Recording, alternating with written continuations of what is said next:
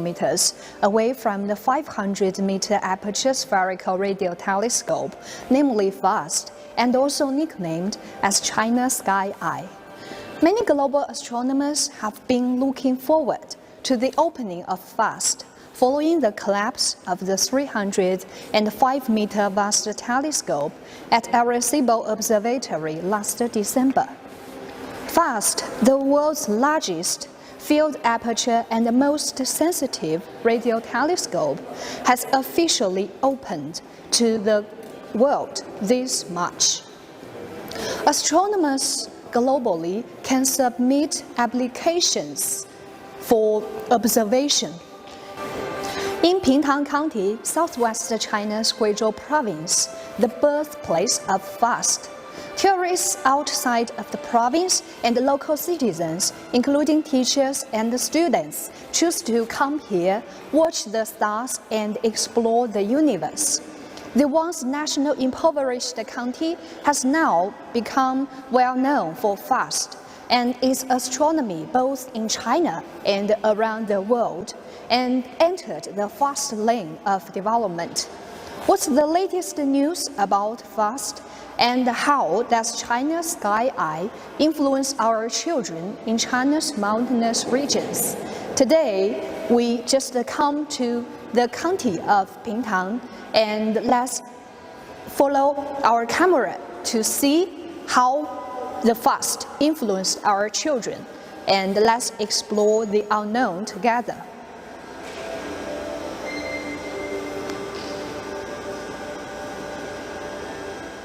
Sensitivity and resolution are two important indicators for telescope. Pre-research on the FAST project started in 1994, and its construction was completed in September 2016. It began formal operation in January 2020 after more than 3 years of test runs. After 3-year adjustment, it has become not only the world's largest but also the most sensitive telescope. For FAST, pulse observation is an important task, which can be used to confirm the existence of black holes and help solve many other major questions in physics. According to the chief scientist of FAST, Li Di, FAST has identified over 500 new pulses since October 2017. It can identify less energetic fast radio bursts that other telescopes cannot, and has reported the largest set of fast radio bursts events ever detected in history, which helps reveal the changing universe. The repetitive burst, codenamed FRB 121102, was first discovered by FAST in September 2019 and detected a total of 1,652 independent bursts, more than the total of pulses from all sources published in the field over the past decade. A pulsar is a highly magnetized rotating neutron star which emits two beams of electromagnetic radiation. Fast radio burst was first discovered at the beginning of the 21st century. Now, FAST joined the game late, but with its own unique advantages and achievement. For example, according to Li Di, in the middle of last October, the FAST team published in the journal Nature FRB 121102 a total of 1,652 bursts. And this is by far the largest sample of houses from any fast radio burst source. In terms of the sheer number, it also supersedes the total of all published houses from all non-fast radio burst sources in the past 14 years. And such a large sample enriched our knowledge of the repeating fast radio bursts. It also starts to facilitate systematic studies into the physical principle behind such bright cosmetic explosions. Now, the key advantage of FAST is absolute sensitivity, which means for at any instant it will look deeper into the universe. It's particularly suited for studying the so-called transient. FAST has revealed that polarization of fast radio bursts can vary on short time scales. And also FAST has published the largest event sample from a repeating FRB source. Those studies and many other ongoing studies will deepen our understanding of the origin of the fast radio bursts. Now, the FAST telescope, its key novelty, its key innovation is to realize the largest collecting area that has ever been built on Earth in the radio belt. So, its initial success has demonstrated that a so-called single-dish radio telescope is still the most effective way to amass as much collecting area as one can. However, by building the telescope in this way, the concept has its own limit in terms of angular resolution. For FAST, it's a few arc-minutes. So FAST cannot reserve or cannot see through the details that is finer than arc-minute. A scale to overcome this obvious limit.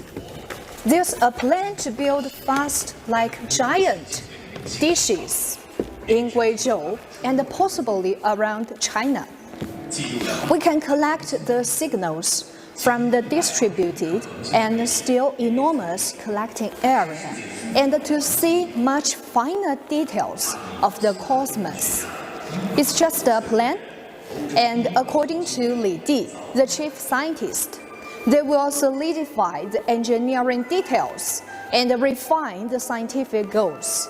And they'll also explore building small antenna arrays using very cheap dishes, but modern and cutting-edge electronic signal processing and time synchronization technologies.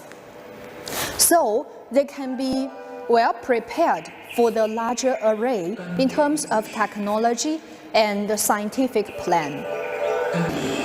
FAST has opened it up to the international community this year. So in the first internationally open call for proposals, FAST has received more than 100 proposals from 16 countries. And after the peer review processes, the successful proposals is now have been put in motion. FAST team will see the operation of those proposals hopefully in the coming months. As the birthplace of China's sky eye, Pingtan County is carrying out astronomy education. The teachers and students of local primary and secondary schools have increased their enthusiasm for astronomy and the universe. They also participated in astronomical competitions and activities, which permits them to go out of their hometowns and get in touch with more people. Here we are in Tongzhou Middle School, and let's see how the teacher Chen Libi and his students are doing astronomical activities in this school. And now we'll just invite Mr. Chen to share with us their stories here. 陈老师您好，我们现在所在的这个位置呢，就是咱们通州中学的一个可能是专门开展天文教育的教室。您能不能给我们介绍一下这个教室主要干什么的？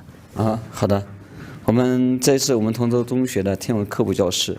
这教室呢，主要是平时给学生体验一些望远镜的操作，还有一些天球仪的使用，还有我们的月相盘、各种书籍以及古天文仪的各种制作。还有山球仪的工作原理等等。好的。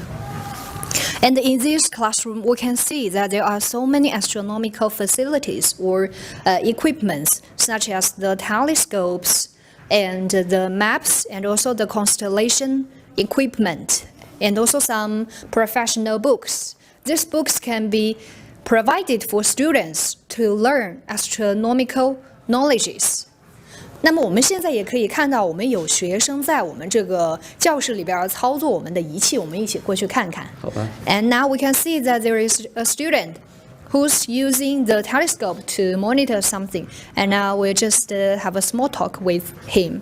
那么我们现在看到我们这个学生他在这操作望远镜。我们平常学校里面主要会开设哪些活动来给学生教授我们天文方面的知识？平时我们可能就会从各方面吧，两个方面。第一是课堂教学，我们专门开设了一个课堂教学。第二，我们可能是会利用社团的形式来开展天文。And as for the school, it mainly takes two measures to provide astronomical education to students. The first is that they will set certain classes for them, and the second is that they will just organize some student clubs to provide after-class lessons for them. 那么现在我们这个同学，我们看一下，我们也简单跟同学聊一下。这位同学，首先请您简单的跟我们做一个自我介绍吧。好的，我的名字叫陈飞，我来自平塘通知中学，现在已经9年级了。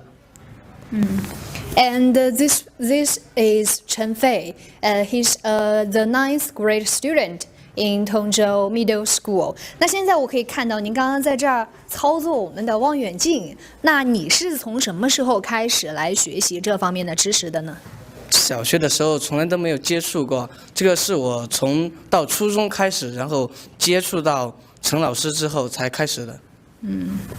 And he didn't get involved in this kind of knowledge in elementary school. And when he was admitted to Tongzhou Middle School, he just finds an opportunity to meet Mr. Chen, and later he just are interested in this knowledge. 那现在你刚刚在使用这个望远镜在操作，现在这些望远镜的基本操作流程你大概会了没有？经过跟陈老师学习，已经基本上都掌握了的。And now after 3 years study, he just mastered how to use the telescope. 那除开我们这个望远镜的基本操作，你在咱们学校还学到了哪些和天文方面的知识？在学校呢，我们不仅学会了对望远镜的使用，还学会了用望远镜去观测、去看我们没有看过的东西，然后去学习一些关于天文的知识，比如星球之间的东西。And besides the knowledge of how to use the telescope, he also masters some knowledge to explore the universe. And besides, he also knows how to explore the unknown and, of course, become more interested in the unknown. Then we'll just come outside. We just have some students outside to know how to use the universe to see the trees outside.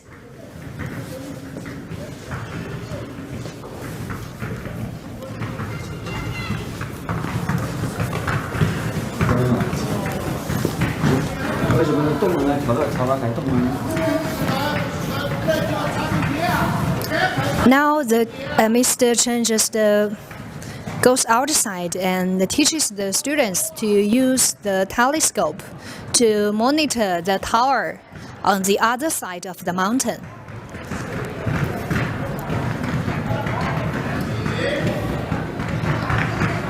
We can see that before I didn't use the telescope, so we can see there are some steps to organize this machine.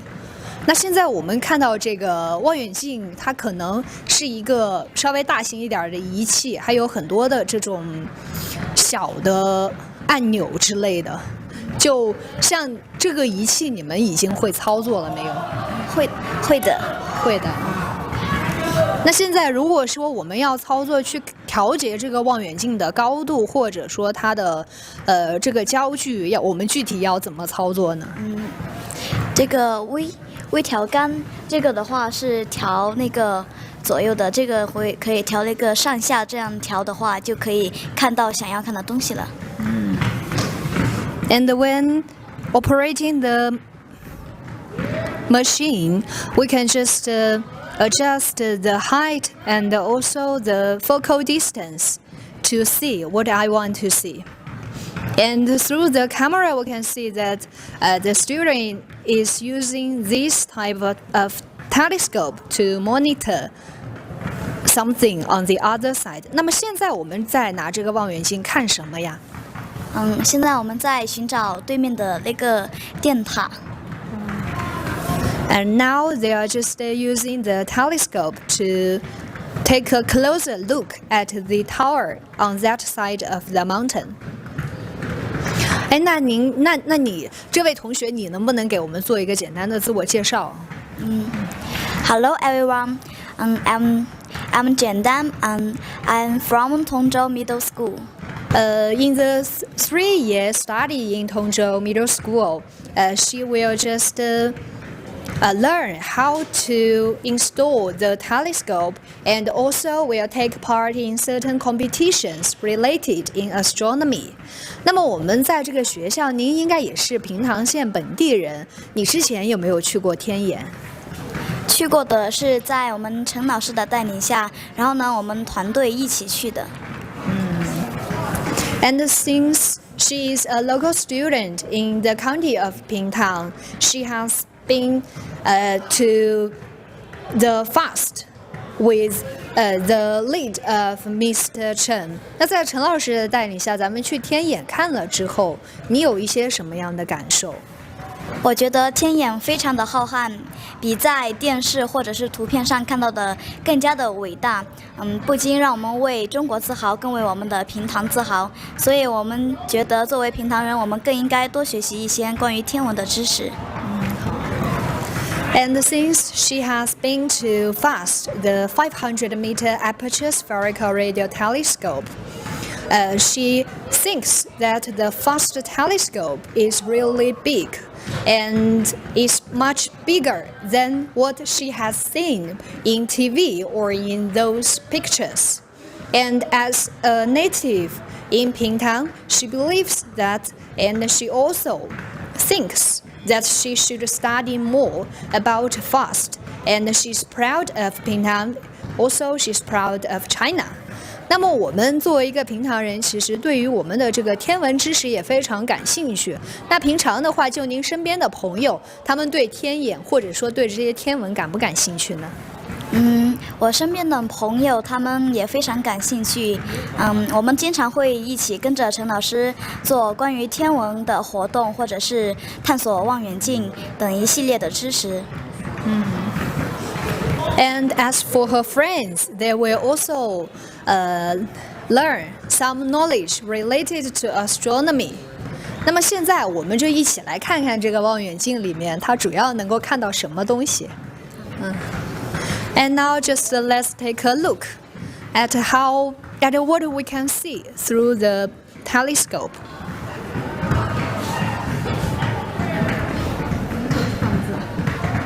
这里就看到什么？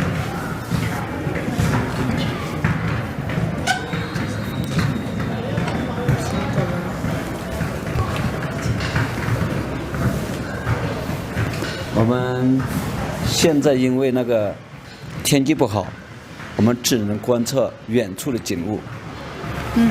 Because the climate is not so good, so we can just look at the scenery away from us. 那现在我们通过这个望远镜可以看到什么？可以看到对面的电线塔上的人、瓷杯等等。And now through the camera, we can see something on the TV tower. 那现在我可不可以用这个望远镜看一下我们对面的物体？可以。And now I just use the telescope to see what I can see through it. 看不清楚。Yeah, it's not so clear, and I can see the houses on the other side of the mountain. 那现在我通过这个望远镜的话，其实可以看到对面的房子，我不知道我看的东西有没有问题。对，没有问题。So just through the telescope, I can see the houses on the other side of the mountain. OK, 好，同学们你们继续忙吧，我们简单再跟老师来聊两句。好的。那么现在就我所了解到的，就除开咱们学校，其实也还有我们平塘县，包括其他周边的区县也在开展天文教育。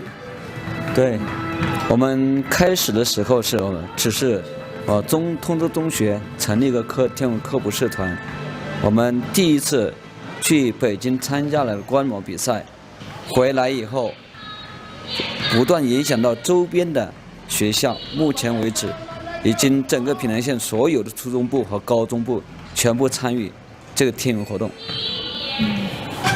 And at present, all students in all schools in Pingtang County have carried out astronomy education. 那么我们这些学校的话，他们开展天文教育，咱们之间有没有一些合作的项目，或者说跟我们学校外走出贵州的一些学校或者专家有互动交流？有，我们对他们进行的相互合作的目的就是我们平时一起进行交流，老师交流，学生交流，参加比赛等等。到目前为止呢，我们已经普及到了全州的4个县，很多学校了。Because of astronomical activities, we can see that all schools in Pingtang or in the Qiannan Buyi and Miao Autonomous Prefecture have been together to carry out certain academic activities. 那么您觉得就通过咱们这种天文教育的模式，就通过利用课余时间来开展天文科普教育，对于我们的学生或者对于我们老师有什么样的帮助？首先是提高了教师之间的那种各种能力，因为你要教好学生，自己不懂的就必须自我更新、自我提高，只有自我提高才能教会学生，因此对老师本人来说是得到很多的提高。好的。And for teachers, because they need to increase their knowledge, they can get more chance, or we can say, because of the astronomical activities they need to carry out, they will grab more opportunities to get charged to learn more. 那么对于学生来讲有什么样的帮助呢？对于学生来说，可能学生就会从未走出校门，参加天文活动以后，他就不断的走出校门，走到外面世界去，不断的近距离接触科学家和外面的很友好的学校之间进行交流，不断提高自己。And of course, for the students, because of the astronomical competitions or activities, the students can get more chance to step out of the campus and get more involved with people outside of the campus. And of course, some experts or professionals will take part in their lessons and teach them the extra knowledge. 那其实就通过您的介绍来看，我觉得我们通过开展这样的天文科普教育活动，不仅仅对于我们的老师，对于我们的学生，他们都有非常大的帮助。其实对于我们自己作为一个平塘县的本地人来讲，作为我们这个中国天眼诞生地的一个老百姓或者一名教师，都是非常的光荣和自豪，能够参与到这些活动。自从这个天眼落成，我们开展了天文科普活动以后，我发现我自己的眼界得到了扩展。首先，我会认识到全国各地的很多爱好的天文的小朋友，在从中和他们互相的交流、互相的学习，使自己的各方面能力得到提高。And as for the teachers, he will get involved with more people, and they get a chance to be involved with the outside world.